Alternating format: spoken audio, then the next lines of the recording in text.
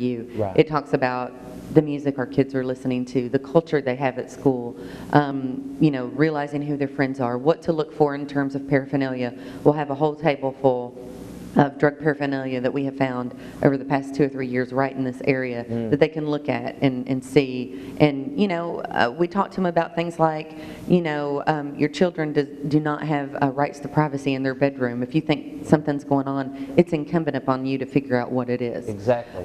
We don't believe in, closed door, privacy policies when it comes to our teenagers. And we're just going to walk them through a wealth of information about what are these drugs. Most teenagers I've talked to that are hooked on drugs say, they had no intention of being a drug addict the rest of their life. They were at a party or hanging out with friends and trying to fit in, and somebody snorted a Xanax off the table, so they thought they would try it too. And the moment they do that, many of them get hooked. The power of these drugs, just because they're legal and come from a doctor, our kids think they're safe.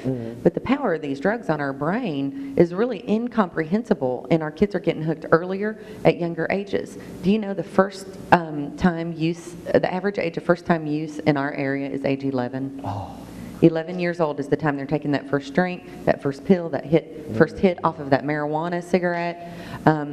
We've got to stop that. If you think 11 years old, that's a mere baby.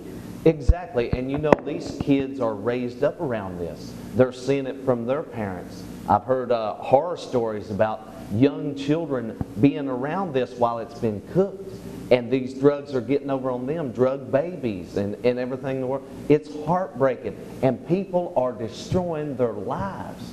Oh, it's so awful. You hear about it all the time. Another drug bust. Here went 10 to jail over this. Here went 20 to jail. And it's over and over and over. And people think, well, I won't get caught, or, well, I'll have a good time doing this. There's always a price to pay.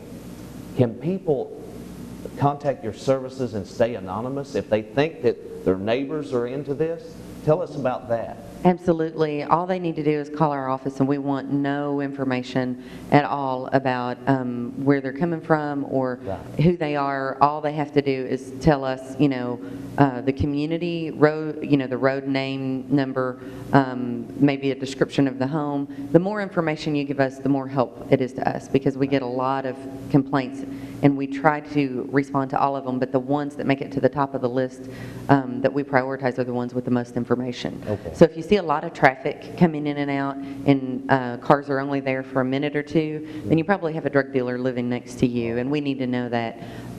Take down their license plate numbers, because all of that helps us obtain a search warrant so we can get into that house.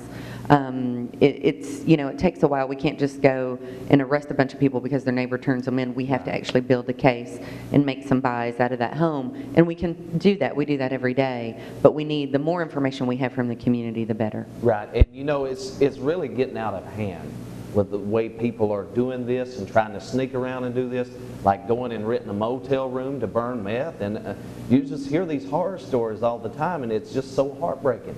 It is so heartbreaking that society has sunk down this low to where they think it's all about the drugs or it's all about the money. There is more to life than this old stuff that you see people continuously getting in trouble over, continuously going to jail over, and ending their life. A lot of people don't have that second chance. That's right. Some people, I've heard it said over and over again that, I had to hit rock bottom, and then I decided to get clean and sober and to follow, the path to sobriety.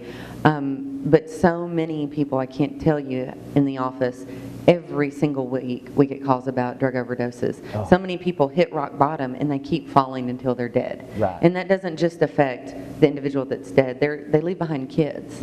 They leave behind brokenhearted parents, sisters, brothers. These are somebody's children that we're talking about, and they're hurting, they're addicted, they're hard people to love. Oh. But I think we're commanded to love them anyway. Right. We want to help them. Now, that does not mean giving them cash. That does not mean enabling their behavior. It means calling calling them out on it and telling them that you understand that they're hurting. You want to see them get help.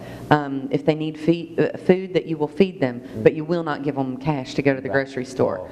If their kids are hungry, or need supplies for school, you'll help them with that, but you're not going to hand over cash, and you're not going to continue to be an enabler.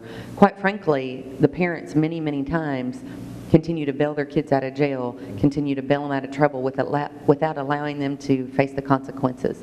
And until it gets so difficult and their consequences are so tough on them, sometimes they see no reason to get help because they can just continue that behavior without consequences. And we call that enabling.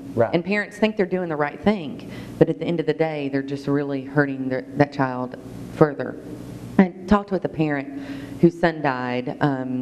I'm really close with the son's ex-wife, and the mom actually took her son to a drug dealer.